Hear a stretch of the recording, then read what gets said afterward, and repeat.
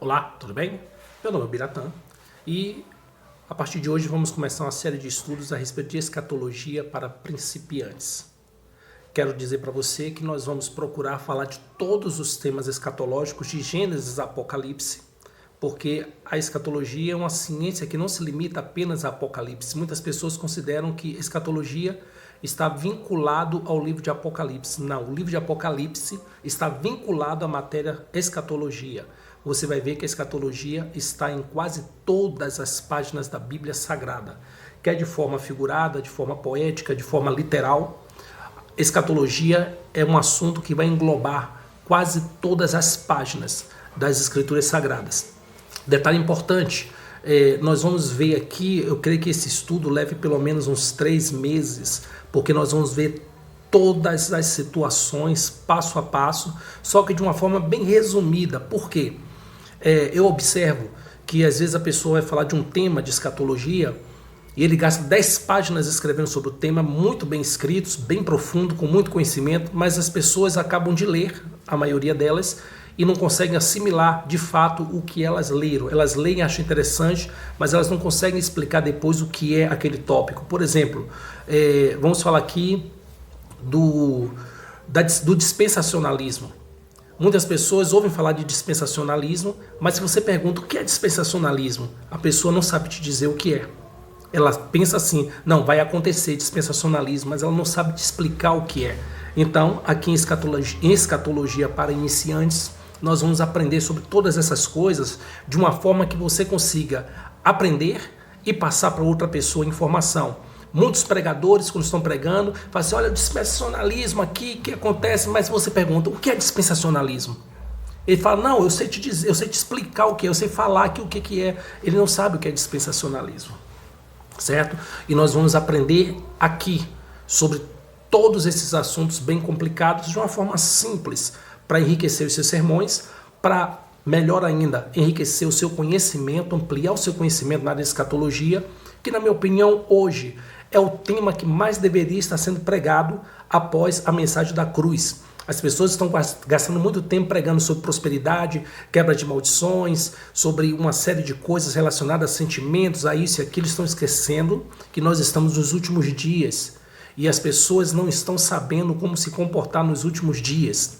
Quando chegar a hora que a última trombeta tocar, e aí? O que será dessas pessoas que passaram o tempo todo aprendendo sobre adquirir riqueza, sobre quebra de maldição e se esqueceu do mais importante, estar preparado para os últimos acontecimentos da história da humanidade?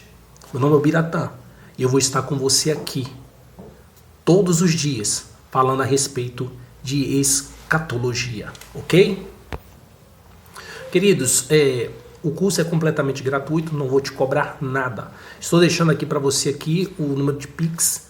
Se você sentir no coração o desejo de nos abençoar com qualquer quantia que esteja no seu coração, quando eu digo qualquer quantia, é aquilo que o Senhor colocar no seu coração. Se você sentiu o desejo de nos ajudar, por favor, nos ajude. Mas se você não tem condições, se você não sentiu o desejo de nos ajudar, não se preocupe, você não vai ser amaldiçoado, você não vai ser riscado do livro da vida, você não vai estar roubando ninguém, porque o curso ele é completamente gratuito. Eu estou me disponibilizando a estar aqui. Tudo isso tem gastos, tá?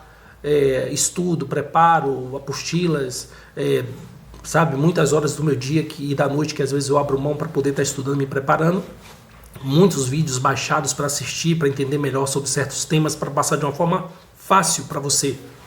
Então, eu peço a você que considere em seu coração, se você sentiu o desejo de nos abençoar, todo esse número de telefone que aparece aí na tela, mais esses endereços de e-mails, todos eles são de contatos comigo e para que você possa se sentir no coração o desejo de nos ofertar uma quantia, por favor, nos abençoe, abençoe este canal. Não deixe de dar o seu joinha, né? Deixar seu like e se inscrever no canal para ajudar a ampliar as dimensões. Compartilhe também esse link para que outras pessoas possam estar participando em qualquer lugar do país ou do mundo para aprender sobre escatologia. Gente, é gratuito, tá? Nós vamos falar aqui num bate-papo. Você que tem algum questionamento em particular a fazer, pode fazer aí na descrição, na descrição do canal. Você pode também enviar perguntas pelo WhatsApp, esse número que está aí do Pix também é do WhatsApp, vocês podem mandar perguntas. relacionadas ao estudo, tá, gente? Relacionadas ao estudo. Não façam perguntas ou não mandem nada que não esteja relacionado ao estudo, por favor, tá bom? Para não encher o celular de coisas inúteis. Então, envie perguntas, curiosidades, questionamentos. Se você discordar de algum pensamento, alguma coisa, porque tem um detalhe, eu não vou impor meu pensamento aqui. Eu vou te dar os direcionamentos de forma honesta. Por exemplo, tem temas que são bifurcais, né? Há bifurcações, certo? Tem outros que são trifurcais. Há trifurcações aqui, como por exemplo, o arrebatamento. Ele vai acontecer antes da tribulação, durante a tribulação ou depois da tribulação. Então, isso é uma trifurcação. E as pessoas ficam perdidas entre isso. Meu Deus, mas e aí, como é que vai ser? Bom, eu vou te falar os prós e o contra do pré-tribulacionismo, os pós e os contras do meso, que é durante a tribulação, e do pós, né, do pré, do meso e do pós. Vou falar os prós e os contras de todos e vou deixar que você tome a sua própria decisão em escolher o que você acha de acordo com os estudos que você já faz, para que possa ter certeza do que você está crendo. Detalhe importante, quero deixar bem claro aqui mais uma vez: escatologia para iniciantes, certo? Escatologia é um tema muito profundo. Eu tenho, daqui a alguns meses, o meu livro vai estar sendo lançado, Escatologia para Iniciantes. E eu tenho um outro material que é mais profundo, que vai demorar ainda um pouco mais para estar sendo lançado, mas quando for lançado eu vou apresentar e já uma coisa mais profunda para pessoas que já estudam há algum tempo, que já tem um conhecimento amplo. Só que ele vai demorar um pouquinho mesmo, porque são 10 fascículos, certo? Eu tô no quarto ainda, né? No quarto fascículo. E é muito amplo, mas só que eu não falo só de escatologia.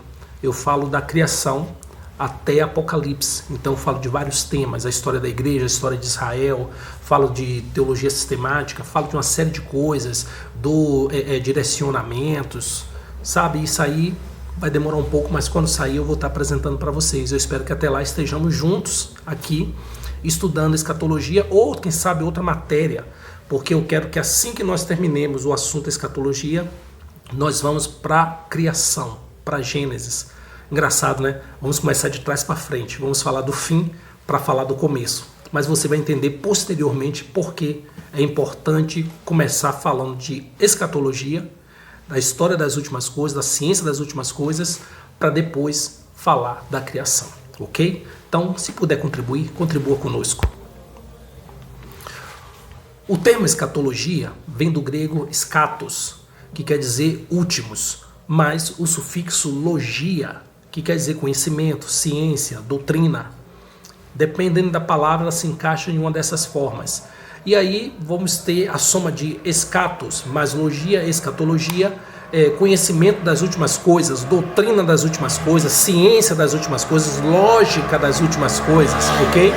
Por exemplo, quando você vê a palavra teologia, teó é Deus, certo? No grego, teó, Deus. Logia, conhecimento, ciência, doutrina de Deus. Então, quando você vê teologia, é conhecimento de Deus, estudo sobre Deus, ciência de Deus, explicação sobre Deus. Então, escatos, logia, pode ser escatologia, pode ser lógica, conhecimento das últimas coisas, estudo das últimas coisas. Então, depende do que você quer usar. Eu usei aqui para especificar conhecimento das últimas coisas, porque escatologia vai te dar um conhecimento dos últimos fatos, das últimas coisas. A palavra Apocalipse, que também vai ser muito falada nesse estudo, que é o livro mais escatológico da Bíblia Sagrada, também é uma palavra grega. Apó é uma preposição que quer dizer para longe de, para longe da, distante, afastado de, afastado da, distanciado, está relacionado a algo que está longe, está indo para longe, está afastado, está fora daquele local. E calípto é uma palavra grega que quer dizer sombra. Por exemplo, a preposição eu quer dizer boa, certo? Se você colocar eucalipto, quer dizer boa sombra. Apocalipto quer dizer para longe da sombra. O que está longe da sombra está exposto à luz, e se está exposto à luz, está revelado. Daí o livro, o nome do livro original, que é Revelações, porque foi tirado da sombra e colocado à luz. Muitas pessoas tratam Apocalipse como um livro obscuro, um livro terrível, tenebroso, assustador, um livro cheio de coisas assustadoras e difíceis de interpretar, mas na verdade, o livro de Apocalipse, ele está relacionado a algo que está revelado, é uma revelação que o Senhor está te dando, que foi dado a João, e que João, ao escrever e esse livro ter sido propagado, todos nós tivemos acesso a essa revelação, ok? Então Apocalipse não é algo obscuro, Apocalipse é algo que está fora da sombra, está à luz, está revelado para você e para mim, ok? Vamos para frente. Os principais temas desta matéria são a tribulação, a grande tribulação, a marca da besta, o arrebatamento da igreja, o milênio, a volta de Cristo e o Armagedon. Certo? Esses tem muitos temas, mas esses, na minha opinião, eu selecionei esses aqui, até para não ficar muito amplo, como os temas principais. Mas nós temos outros temas, como por exemplo, o aprisionamento de Satanás, o surgimento do falso profeta, o anticristo, o dragão, sabe, a serpente original, a mulher montada na besta, sabe, a apostasia da igreja, tem uma série de coisas, mas essas coisas, elas estão de forma secundária ligadas a esse tema que está aqui, nós vamos conhecendo aos poucos e vamos ver que realmente não precisa encher de tópicos, de temas principais, deixando só esses, porque são de fato aqueles que vão englobar todos os outros. Então tome nota, a tribulação, a marca da besta, que é 666, não é 666, é 666, o arrebatamento, o milênio, a volta de Cristo e o Armagedon, ok? Esses são os temas que nós vamos estudar. Entre outros assuntos que englobam este tema, a volta de Cristo, Israel, a igreja e as nações, são os personagens centrais de toda a narrativa escatológica, seja de forma simbólica, literal, poética ou qualquer outra. Estes serão sempre os personagens centrais que envolvem o tema apocalíptico, envolvidos em uma série de fatos que nos são apresentados através de símbolos e linguagem de figuras, o que na maioria dos casos são os causadores de caos das suas interpretações, e o pior, até nos ensinamentos. A volta de Cristo é mencionada mais de 300 vezes em toda a Bíblia Sagrada, ou seja, a volta de Cristo é um tema de suma importância, é o coração de toda escatologia, é a volta de Cristo, porque a volta de Cristo é a prova de que tudo que foi aprendido e ensinado é verdade. Podem ter, às vezes, ensinado errado, podem ter omitido alguma coisa, podem ter inventado coisa, podem ter ampliado coisas, mas a volta de Cristo é a prova de que tudo que no fim que se ensinou terminou por ser verdade. Ok? Vocês vão observar aqui que uma série de fatos que são os... Está escrito errado aqui, tem um S aqui a mais, tá? Desconsidere isso. Se vocês verem alguns erros aí de escrita aí, perdoe por favor, porque o material foi montado assim muito de última hora, esse primeiro material, porque foi muita coisa essa semana para ser feita. Então perdoe se houverem erros, eu não observei isso aqui, tá bom? Mas a aula aqui não é de português não, é de escatologia. Então desconsidere os erros de português e procure aprender a matéria, tá bom? Então a volta de Cristo é de suma importância em toda o estudo de escatologia. A volta de Cristo, sem a volta de Cristo, o estudo de escatologia, ele é vazio, ele é frágil, ele é até mesmo sem sentido. Por quê? Por que sem sentido? Porque nós vamos falar da perseguição de Israel, perseguição da igreja, da aliança de Israel com o anticristo, vamos falar dos povos da terra, das nações se desviaram, mas aí vai faltar alguma coisa, porque no final, e aí? Satanás imperou. O anticristo venceu, porque ele vai enganar Israel, vai enganar as nações da terra, vai submeter a igreja a uma escravidão terrível e acabou. Então a volta de Cristo é o fator determinante para que esse reino do inimigo tenha um fim e um fim eterno, ok? Vamos lá. Existem três conceitos, né, que nos é dado aqui na Escritura Sagrada. A escatologia, em meio a tantos contos que eu poderia usar como referência, nos traz aqui, primeiro, conhecimento, certo?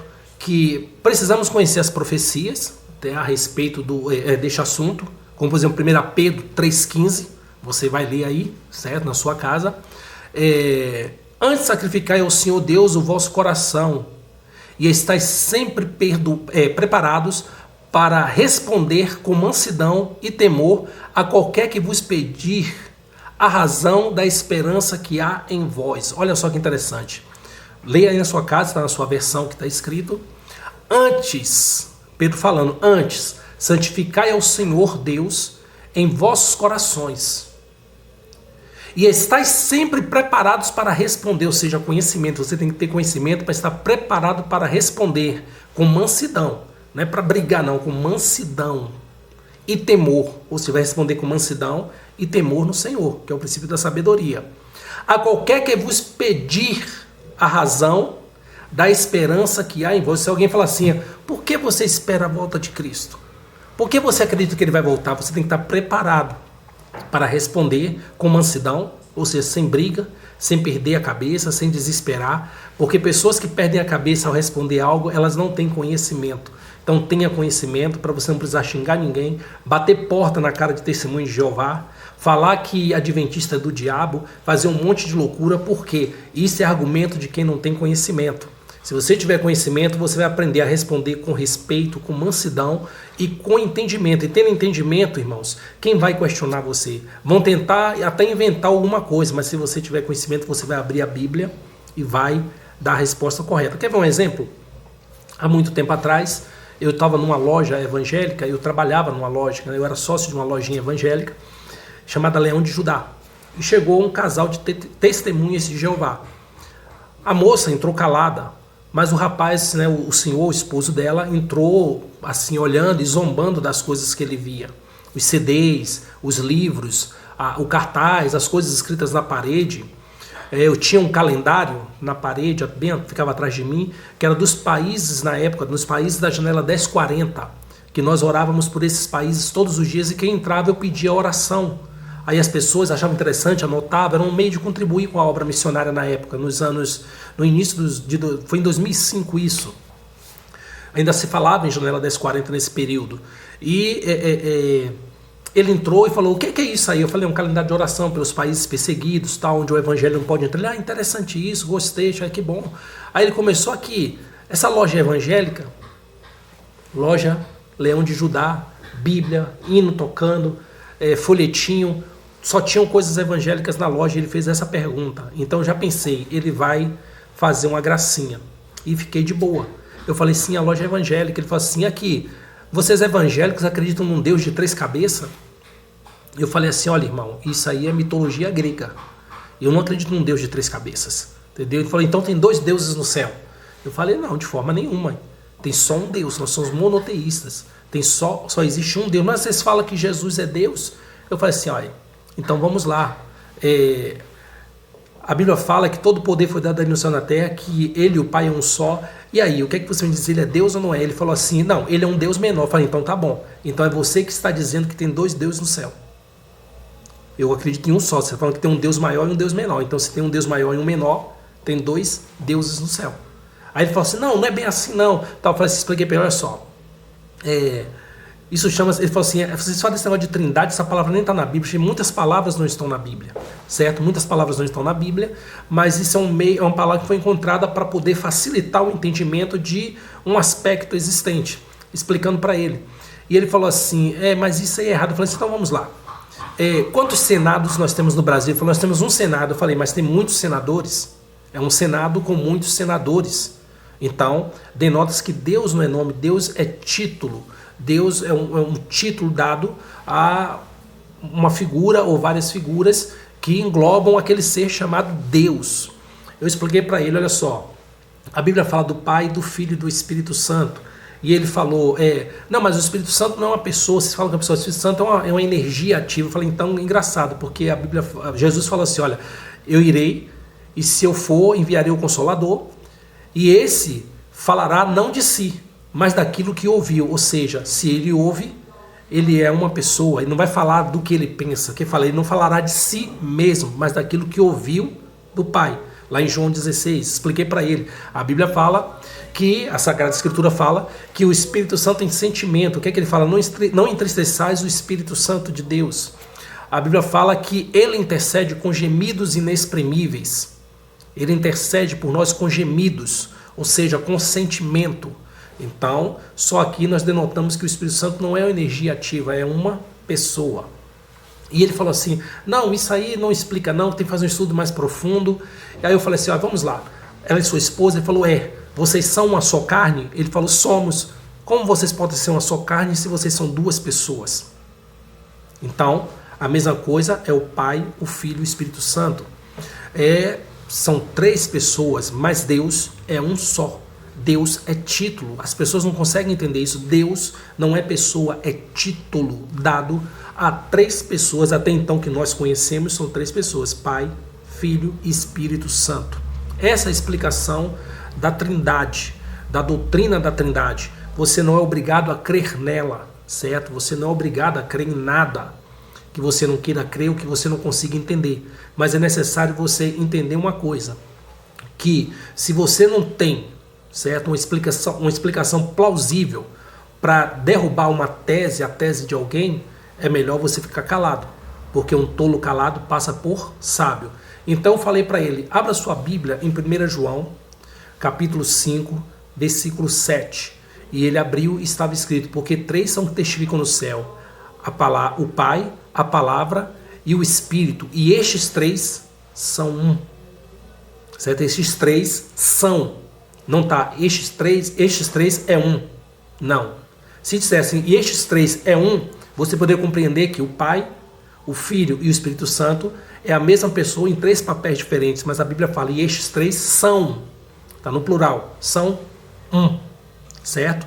Então, se são um, eles são um em unidade, mas são três distintos, porque está no plural. E ele falou para mim, não, mas esse texto tem que ter um estudo mais profundo. Eu falei, então faz o seguinte, vá para casa, estude, e quando você tiver um entendimento sobre isso, volte e debata. E a esposa dele olhou assim para mim, olhou para ele, pegou ele pela mão e arrastou de dentro da loja.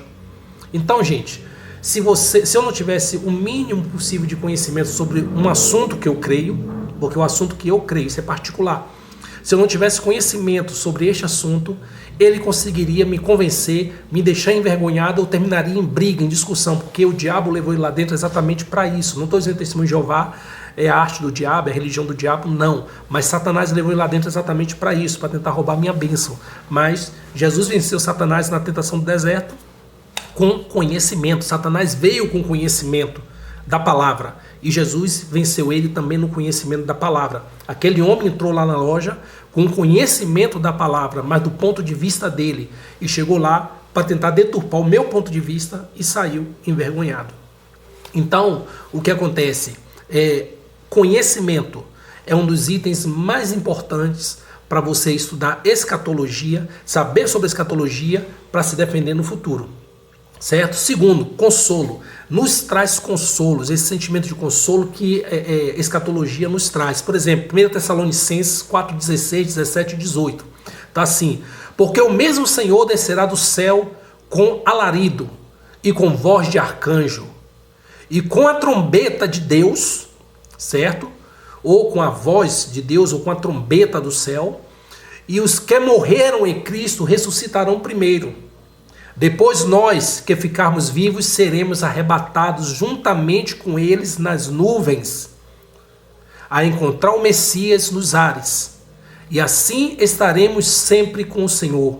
Portanto, consolai-vos uns aos outros com estas palavras. Ou seja, a esperança para aqueles que morreram em Cristo e não viram a sua volta, para aqueles que estarão vivos na volta do Senhor. Primeiro os mortos ressuscitarão. E depois que os mortos ressuscitarem, nós, juntos com aqueles que ressuscitaram, seremos arrebatados. A palavra arrebatado, ela está relacionada a sequestro, a ser tomado com violência, como uma águia que desce e pega presa de repente, algo desse tipo, algo forte, algo repentino que você não espera. Por isso que é dito em Pedro que Jesus virá como um ladrão da noite. Então, será quando ninguém espera, acontecerá. Com alarido de arcanjo, o Senhor virá e arrebatará a tua igreja. Vai arrebatar a sua igreja, isso é fato, isso não vai mudar, ok? Então, nos traz sentimento de consolo. Primeiro um sentimento de conhecimento, você necessita ter conhecimento, a necessidade do conhecimento, depois o consolo, certo? Então nós vamos ver aqui coragem. Gente, se você tem um conhecimento, sabe, conhecimento de causa, e você está consolado com as promessas, você tem coragem sobrando, nada vai te amedrontar, nada vai fazer com que você recue, porque você está cheio de conhecimento, você está consolado com o conhecimento que tem, com o entendimento, com as promessas, com as profecias, com as revelações do Espírito Santo. Então o que te resta é ter coragem. Sob este conhecimento e o consolo, só resta coragem explícitas nos atos, sabe? Você ter assim, tem que ser corajoso, abrir a boca e falar para pequenos e grandes. Tem pessoas que só pregam o evangelho para pessoas pobres que estão, às vezes a pessoa passa assim e vê uma mulher vestida de roupa curta, ele é o alvo dele, ele vai lá, aqui, aceite Jesus, senão você vai para o inferno. Aí ele chega para um policial militar, por exemplo, na rua e fala assim, olha, Jesus te ama, e dá um folhetinho. Não, Jesus ama aquela pessoa que está de roupa curta também, como ama o policial. A pessoa que está de roupa curta pode ir para o inferno por causa da vida que leva, assim como o policial, se ele não for honesto, ele vai para o inferno também. Então a palavra é uma espada, tem que cortar reto. Olha, policial, Jesus te ama, mas o senhor precisa aceitá-lo, mudar seu comportamento, porque se o senhor tiver com esse comportamento de violência, de ódio, de revolta, de crimes no seu coração, você vai para o inferno. A mesma coisa a outra pessoa. Tem gente que assim, ela escolhe alvos para dizer que vai para o inferno e alvos para dizer que Jesus ama. Chega para um político corrupto e fala, olha, Jesus te ama. Eu fico vendo pessoas fazerem média em época de eleição com um monte de político corrupto. Aqui na cidade que eu moro, em época de eleição, um monte de feiticeiro vai para cima dos altares da igreja e dão paz no Senhor, dão até bênção apostólica. Tem pastores que nunca ganharam a oportunidade de subir no altar de um outro ministério, às vezes, para dar uma saudação. Membros que estão na igreja há 20, 30 anos contribuindo com dízimo e oferta, nunca ganharam a oportunidade de subir no altar da igreja para dizer, irmãos, Pai do Senhor, quero contar um testemunho. Aí chega a época de eleição, sobe um monte de pilantra, vagabundo, ladrão, posto por pastores em cima do altar, porque isso é tratamento diferenciado. Está julgando as pessoas por sua posição social, por sua aparência, por sua condição financeira, e o Senhor não se agrada disso. O Senhor não se agrada disso. Cuidado, pastor. Cuidado. Você corre o risco de pregar e ir para o inferno. Por causa de coisas simples. A Bíblia fala que o que impede o homem de entrar no reino dos céus não são as grandes coisas, são as pequenas coisas, são pequenos detalhes. Por quê? Porque você consegue desviar de pedras grandes, mas você tropeça em pedras pequenas, que às vezes você não percebe. Então, nesses tropeços aí, que muita gente termina indo para o inferno. Então, você tem que ter coragem para pregar o evangelho a quem quer que seja. Não tem que ter medo. Por quê? Porque você tem conhecimento da palavra e você está consolado pelas promessas dessa palavra. E o que você vai temer? Você tem que ter coragem. A própria palavra nos ensina, o Senhor não nos deu espírito de fraqueza, mas de coragem, amor e moderação. Então, coragem. Você tem que ter coragem para falar a verdade, mas tem que ter amor para não matar a pessoa, para não deixar a pessoa mais desanimada do que ela já está da vida, ou com ódio, ou com raiva do Senhor, ou da igreja, ou da pregação da palavra. Então você tem que ter coragem para pregar, mas pregar com amor e ter moderação. Por quê? Para que você, pregando, não caia em contradição e termine se condenando por aquilo que você pregou. Ok? Então vamos lá? Beleza. Palavras finais de inúmeros mártires na história da igreja, na terra até aqui, certo? Esses atos de coragem são explícitos, né? Através de narrativas de mártires na hora da morte, pessoas que abriram mão da família, de tudo, por amor ao nome do Messias e morreram por esse mesmo nome. Mesmo hoje, muitos homens e mulheres do Eterno, né, do nosso Senhor, são sacrificados por causa da fé. Eu vou deixar a indicação aqui para vocês do livro, o Livro dos Mártires, que é muito bom, conta o martírio desde os apóstolos até alguns séculos após a morte de Cristo, a morte e ressurreição. Um outro livro que é muito interessante, que é parecido, mas tem uma diferença assim, ele é um contraponto do primeiro. O primeiro é o Livro dos Mártires, fala do martírio dos apóstolos e dos heróis da fé. E o outro livro é Os Mártires do Coliseu. Esse livro, Os Mártires do Coliseu, ele conta os livramentos que o Senhor deu no Coliseu. O livro dos Mártires fala do martírio e morte de muitos homens, mulheres e crianças pela fé. E o outro livro, Mártires do Coliseu, conta os livramentos e os grandes testemunhos que as arenas proporcionaram para aqueles que assistiam buscando ver a morte, terminaram vendo grandes feitos ocorridos. Tem narrativas de pessoas que foram jogadas na arena para os leões comerem, e os leões chegaram e se deitaram aos pés deles, lamberam os pés e rolou como um gatinho. Então vocês vão ver tudo isso nesses livros. O Livro dos Mártires e Os Mártires do Coliseu, todos os dois são da CPAD, são muito bons, muito bem escritos, muito bem elaborados, e é um livro assim que vai te ajudar a ter a criar mais coragem ainda do que aquela que você já tem. Não muito distante a isso, eu quero também indicar um filme chamado Covades. Não é Covardes, não, é Covades. É uma pergunta, Covades. É o Covades ou Covadis, mas eu acho que é Covades.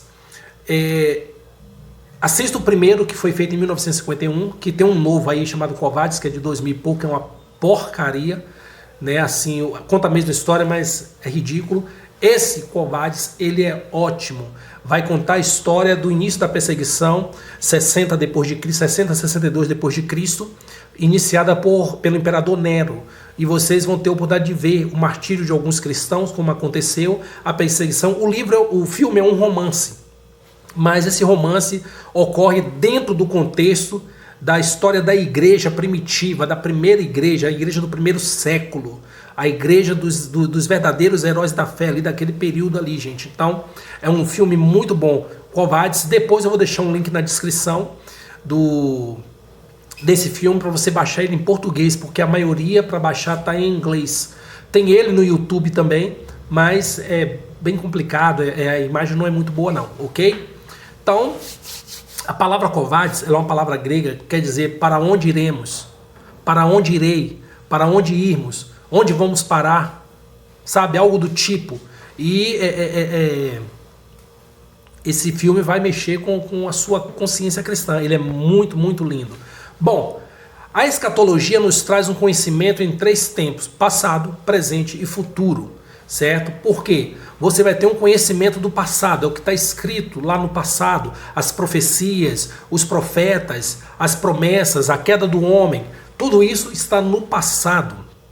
O presente é o que você está vivendo nesse momento, a igreja de hoje, a igreja que parece estar em apostasia, uma igreja fraca, enxágue, uma igreja que está cheia de show gospel, uma igreja que você entra, as paredes são pretas, está cheia de luzes como se fosse uma discoteca, ou então manda todo mundo ligar o celular e ficar sacudindo o celular como se fosse uma rave, e sabe, aquela igreja que não fortalece pessoas para pregar o evangelho, que não ensina as pessoas a abrir mão de certas coisas, de certos privilégios, de certas vontades pessoais, para anunciar de fato o que importa, que é a volta do Cristo, do Salvador. Ele vai voltar, vai haver um arrebatamento, e muita gente está se preparando para um segundo arrebatamento, para um terceiro arrebatamento. Gente, se prepara para ir no primeiro. Se houver o primeiro, que você vá no primeiro. Não fica contando com o segundo, terceiro, quarto, não. Vai no primeiro, porque vai que os outros não acontecem. Então vai no primeiro e se joga de cabeça nisso aí. Sai dessa ideia de esperar para a próxima vez, porque... entendeu? É complicado esse negócio. Vamos lá. E futuro? Por quê? Porque futuro é o que vai acontecer. Por exemplo, a volta do Cristo, a tribulação, a manifestação do anticristo visivelmente, né, pessoalmente, porque nós já sabemos que o espírito do anticristo já está agindo, mas não se manifestou pessoalmente ainda. Há a manifestação pessoal dele. O milênio que ainda vai acontecer e uma série de outras coisas que ainda vão acontecer. Então a escatologia nos traz um conhecimento em 3 tempos: passado, presente e futuro. O estudo de escatologia vai te dar um conhecimento, presta atenção, no passado, no presente e no futuro, ok? Vamos lá. Há 4 métodos de interpretação do livro do Apocalipse: o preterista, o historicista, idealista e futurista, certo? Anota isso: preterista, historicista, idealista e futurista. Aqui mais uma vez reforçando para vocês aí, dá uma força no nosso canal, dá um like, se inscreva no canal, tá? Vamos continuar aqui, não vamos parar, mas só para lembrar, dá uma força para que nós possamos continuar no ar. O preterista considera o contexto histórico até o ano 70 depois de Cristo, ou seja, tudo já se cumpriu, não tem mais nada para se cumprir. Acabou. O historicista considera que as profecias vêm se cumprindo ao longo da história. Por exemplo, Éfeso se refere à igreja primitiva, a igreja após a ressurreição de Cristo, a igreja dos primeiros apóstolos, aquela igreja que foi crescendo a partir ali de Pentecostes. Esmirna também se refere à igreja primitiva, só que se refere à igreja perseguida. Aquela igreja foi perseguida a partir do ano 62 depois de Cristo, através de Nero. Aquela igreja que deixou de ter aquela paz, aquela tranquilidade para pregar o evangelho, apesar da rejeição do império, da perseguição. Aquela igreja pregava livremente, aquela igreja, os cristãos tinham uma vida comum na sociedade. A partir de Nero, essa vida comum acabou. Então, Esmirna está relacionada à igreja primitiva perseguida. Pérgamo se refere à igreja do período de Constantino, aquela igreja que se alinhou com o império. O império, a partir de Constantino, passou a ser cristão, entre aspas. Tiatira se refere à igreja medieval, aquela igreja da época das cruzadas, aquela igreja, sabe, que obrigava você, veio a Inquisição, uma igreja que obrigava você a se batizar. Se você não se batizasse, você era pagão, você tinha que morrer, sabe, aquela igreja ali. A igreja de Sardes se refere à igreja da Reforma, Martinho Lutero trazendo a Reforma protestante naquele momento ali. Filadélfia se refere à igreja atual, ou seja, a igreja que nós estamos vivendo hoje, a igreja que estamos sendo hoje, a igreja que nós temos hoje. E Laodiceia se refere à igreja do futuro, a igreja que ainda virá, a igreja que vai ser arrebatada, que vai viver o milênio e daí em diante essa igreja, ok? Então, aqui nós temos o preterista e o historicista. Vamos conhecer os outros dois. Idealista considera o livro como um todo simbólico, ou seja, na concepção idealista, todo o livro de Apocalipse é um livro simbólico, entendeu? Não tem nenhum fundamento real. Nada do que está escrito ali aconteceu, está acontecendo, vai acontecer. São só simbologias de alguma outra coisa. Futurista considera que tudo está apontando para o futuro, exceto os 3 primeiros capítulos, e a partir do 4º capítulo tudo aponta para o futuro.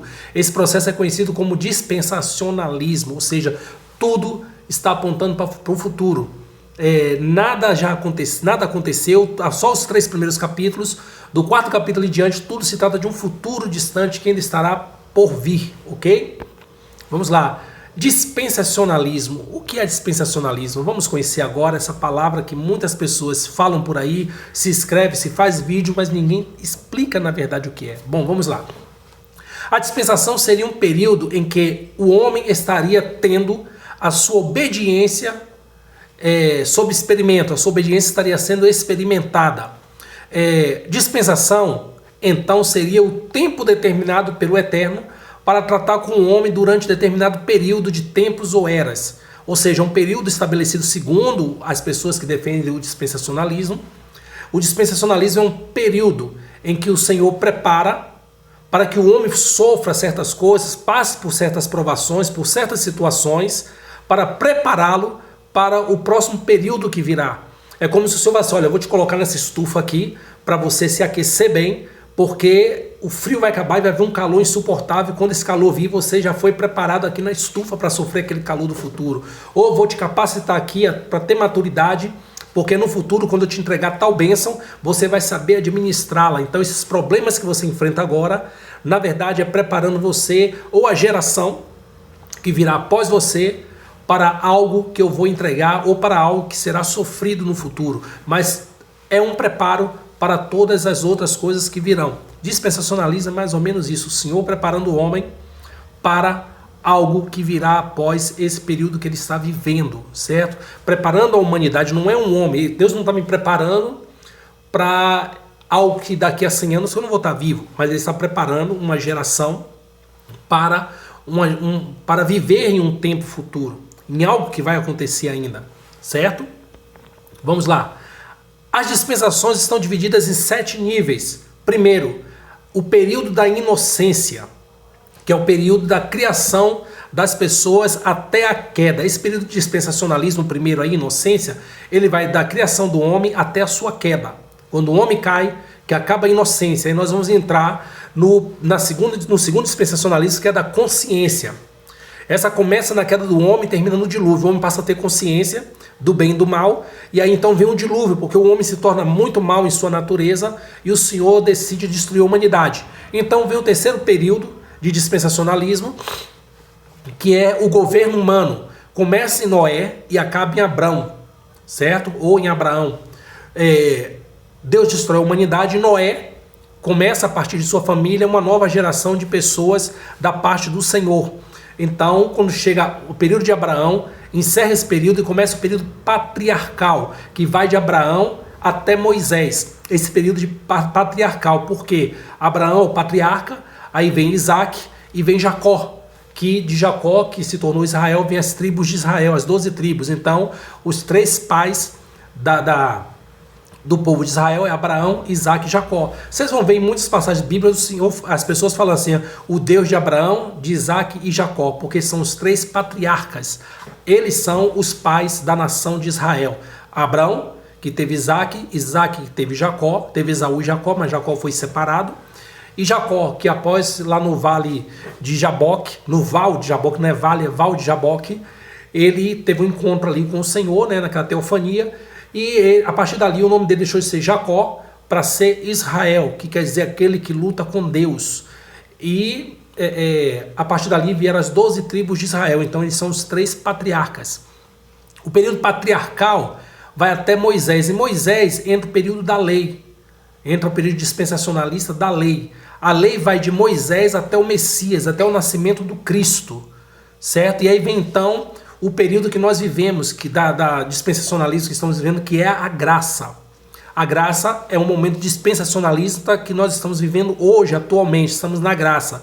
E depois vem o último período dispensacionalista, que nós temos conhecimento, que é o período milenar, que começará no arrebatamento da igreja e não terá fim, certo? Esse será a última dispensação de acordo com o dispensacionalismo. Então, você já sabe o que se trata de dispensacionalismo, é um período que o Senhor escolhe para preparar o homem, para tratar com o homem, para tratar com a humanidade, preparar a humanidade. Então vem um outro período, certo? Aqui você vai ver que da inocência à queda é um período bem curto, apesar de que nós não sabemos quanto tempo levou para tudo isso acontecer, mas é um período curto, né, do ponto de vista literário. Vamos dizer que da consciência ao dilúvio também parece bem curto, porque é um período, vamos dizer que seja de 100, 150, 200 anos, talvez, ou talvez até mais, porque a cronologia bíblica não está bem correta. O calendário bíblico ele não é confiável não, tá, gente? Tem muita coisa aí que passou despercebido, batido nas datas, horários, dias, sabe, anos, talvez eras. Diz a palavra que Noé foi ter filho quando tinha 500 anos de idade, certo? Então, o que aconteceu nesses 500 anos para trás, a gente não sabe em que período exatamente Noé nasceu. Se quando ele nasceu, se Adão ainda estava vivo, por exemplo. Então, nós não sabemos isso, não temos como afirmar isso de forma, dizer assim, ó, está certo, é isso, não tem como afirmar. Então, vamos lá. Aí vem o período da consciência, que vai até o dilúvio. Aí do dilúvio nós temos o governo humano. O homem governa até Abrão. Aí você vê que o dilúvio acaba, você vai ter um capítulo 2 após o dilúvio, e depois já entra Abrão. Abrão já aparece em cena. Na verdade, após o capítulo do dilúvio, Noé planta uma vinha, abençoa os filhos, amaldiçoa outro, aquela coisa toda, Noé morre e tal, e aí vem um período de Abrão. Literalmente é isso que acontece, de um capítulo para o outro praticamente, mas a gente não sabe, na realidade, quanto tempo durou desse período da plantação da vinha, certo? E da distribuição para os filhos de Noé, das terras, até Abraão, certo? A gente não sabe quanto tempo durou isso. Então tem esse período do governo humano até Abraão, que aí vem um período patriarcal que começa em Abraão, não é em Abraão, é em Abraão, vai até Moisés. Esse período é um pouco longo, porque a gente vê a história de Abraão, que ele passou, aí vem Isaac, toda a vida de Isaac, aí vem Jacó, toda a vida conturbada de Jacó, desde a juventude até sua velhice, entendeu? Aí acaba o livro de Gênesis, né, com o sepultamento de José, e aí então vem o período da lei. Aí até o período da lei, nós vamos ver Moisés nasce, cresce no Egito, leva 40 anos, depois vai para o deserto, fica mais 40 anos no deserto. Quando ele está com 80 anos, ele vai libertar o povo. E aí depois que ele está no deserto, ele começa a dar a lei, e aí começa o período da lei ali no meio do deserto, já no Êxodo, no livro do Êxodo. E aí vai até o Messias. Esse dá para nós percebermos que é o período mais longo, literalmente, porque vai do livro de Êxodo até o livro de Malaquias, na verdade, até o livro de Atos dos Apóstolos, de João, né? Mateus, Marcos, João e Lucas e João ali, que é onde o Messias morre e ressuscita. certo? Aí depois em Atos, ele aparece, conversa com os apóstolos e o pessoal vê ele subir ao céu, ele dá os mandamentos, ali começa a graça, certo? Aí vem o batismo com o Espírito Santo ali do povo ali, o Pentecostes, ali começa o período da graça, em algum ponto ali começa a graça. Então, o período da lei, ele é o mais duradouro, literalmente falando, certo? Você lendo nos livros, você vai ver, vai de Êxodo, vai passar por toda a Êxodo, Números, Deuteronômio, Josué, Juízes, Ruth, 1 Samuel, 2 Samuel, 1 Reis, 2 Reis, 1 Crônicas, 2 Crônicas, Êxodo, Neemias, Esté, Jó, Salmos, Provérbios, Eclesiastes, Cantares, Isaías, Jeremias, Lamentações, Jeremias, e vai embora. Aí chega em Malaquias, aí tem 400 anos de intervalo, que é o período intertestamentário, que está de Malaquias até Mateus, 400 anos, que nós vamos ver mais para frente o que aconteceu nesses 400 anos, que é importante também para a escatologia. E aí vem os evangelhos, Mateus, Marcos, Lucas e João. Aí vem o livro de Atos. Jesus viveu nesse período aí, já são 33 anos de vida, 33 anos e meio de vida do Messias já na terra, nasceu, cresceu, teve a vida dele, a infância. A última narrativa da infância dele é aos 12 anos de idade, pregando para os sábios ali no templo. Maria e José voltam para buscar ele. E aí depois não se fala mais nada, muita gente inventa coisa, mas não tem nada escrito que comprove que isso aconteceu de fato. Tem livro apócrifo, mas nem tudo no livro apócrifo pode ser considerado fator histórico, certo? Porque tem muita inverdade, muita coisa contraditória. Tem livro apócrifo, que nós vamos aprender sobre livros apócrifos também, que ensina a fazer bruxaria, né? Eu acho que é o livro de Tobias, se eu não me engano, tem um demônio chamado Azazel, e o meio de espantar esse demônio é pescando um peixe, tirando o fígado desse peixe, as suas entranhas e queimando ela no fogo. Aí a fumaça desse fígado faz com que o demônio suma na fumaça, algo do tipo assim. É mais ou menos uma bruxaria, uma simpatia que é ensinado nesse livro de Tobias. Então os livros apócrifos, eles têm que ser melhor estudados, né? Eu aconselho a você que não tem muito conhecimento bíblico a não ler livro apócrifo, tá? Não vai nessa ideia de, vou estudar porque é bom. Não vá, que você vai trocar gato por lebre. Não vá. Evite, entendeu? Eu sei que eu falando assim, eu termino incentivando você a ler, né? Você que é curioso. É bom ser curioso. É muito bom. Eu sou muito curioso. Mas tome cuidado, tá bom? Se você for fazer, não é que eu estou orientando, não. Você está fazendo por vontade própria, porque você é curioso mesmo. Mas cuidado, curiosidade matou o gato. Vamos lá. A graça, que é o período que nós estamos vivendo agora, né? Durou até o Messias, aí veio a graça através do Messias. Estamos nessa dispensação maravilhosa que é a graça. Acabou a lei, estamos na graça, debaixo da graça. E então depois virá o período milenar, que é o último período, né, das dispensações, que o arrebatamento da igreja. Vai começando o arrebatamento da igreja e então não vai ter mais fim esse período dispensacionalista, de acordo com os dispensacionalistas, ok? Na escatologia, compreendemos que há 3 tipos de morte.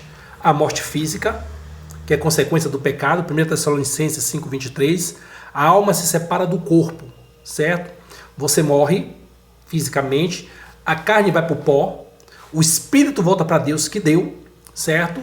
E a alma, ela vai para aquele lugar que nós vamos ver lá naquele alguns dizem que eu acredito que seja parábola, apesar de falar nomes, de toda a teologia falar que não é uma parábola. A parábola do rico e do pobre Lázaro, a história do rico e pobre Lázaro, eu considero uma parábola, por alguns aspectos que futuramente vamos ver. Mas escute aqui coisa interessante. Lá fala que o rico morreu e foi sepultado, e o Lázaro pobre morreu e foi levado pelos anjos. E chegando naquele lugar, estava Abraão, outros santos com certeza, e o pobre. E havia um abismo, e do outro lado desse abismo estava sendo atormentado o rico, certo? Então nós vamos compreender que a carne voltou para o pó, o espírito, que é o fôlego de vida, voltou para Deus, e ali havia uma alma, certo? Uma alma que estava em lugar de tormento. A palavra é clara quando diz que quando as pessoas morrem, o espírito volta para Deus que o deu, que é o fôlego de vida, certo? A carne volta para o pó. E aí vem a questão da dicotomia e tricotomia. Dicotomia defende que o homem é formado de 2 essências, a material e a imaterial.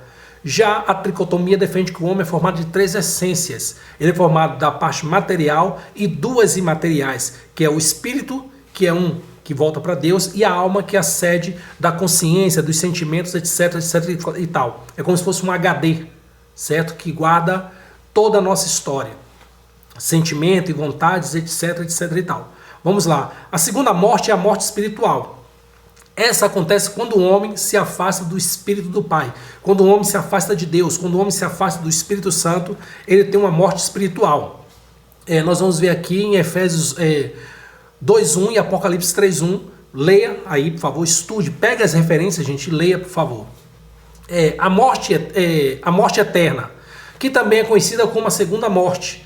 Esta é opcional. Você faz essa escolha. Olha que interessante. A segunda morte, né, que no caso é a morte eterna, ela se dá a partir da sua escolha. Você escolhe viver eternamente ou morrer eternamente. Está aí a palavra sendo pregada. Está aí o evangelho sendo anunciado. Você sabe o que é que te leva à morte. A Bíblia fala que o pecado, uma vez consumado, gera morte. Certo? Então, se você está pecando, está sabendo que está pecando, você está gerando morte. Então não tem desculpa, essa escolha foi sua. Todo dia diante de ti está a bênção e a maldição, e a Bíblia orienta, escolha a bênção para que viva. Mas as pessoas insistem em escolher maldições diariamente, e aí vai gerar morte. João 5:24, confere esse texto, por favor, tá bom? Gente, essa foi a primeira parte, certo, do nosso estudo de escatologia. Nós vamos ter a segunda aula muito em breve. Vou estar colocando os links do filme, dos livros, se eu conseguir, na descrição do vídeo. E, por favor, se você puder, esteja nos ajudando a manter esse canal de pé e a continuarmos essa aula. Mande suas dúvidas, perguntas, seus questionamentos. O que eu puder responder, eu vou responder. O que eu não souber, eu vou dizer, olha, eu não sei, vamos ter que estudar isso mais um pouco. Mas vamos esforçar para responder a todos em tempo recorde, tá bom? Se inscreva no canal, deixa um like, ok? Para ajudar o canal a se propagar, a crescer, a ficar mais forte. Conseguimos ser pesquisado nos meios de pesquisa do Google, ok? Quando alguém for pesquisar sobre escatologia para iniciantes, nós vamos estar lá participando disso aí. Vamos estar no meio dessa turma aí que busca ensinar. Mais uma vez estou dizendo, olha, o curso é completamente gratuito, certo? Eu vou estar aqui falando com vocês de boa vontade, mas se você puder nos ajudar, por que, gente, isso? A graça, ela é de graça, mas ela não é barata, tá? A graça é de graça, mas não é barata. Tudo tem custo, infelizmente estamos no mundo, e tudo no mundo tem custo. Tempo é um ditado interessante, tempo é dinheiro, é verdade. Tudo tem um custo, tudo tem um custo. Então, se vocês puderem estar contribuindo com o que vocês puderem, sentirem no coração de contribuir, contribua, por favor. Ajude esse canal a estar de pé, firme e continuarmos esse estudo para a glória do Eterno. Amém? Que Yahshua HaMashiach abençoe a vida de cada um. Amém. Amém.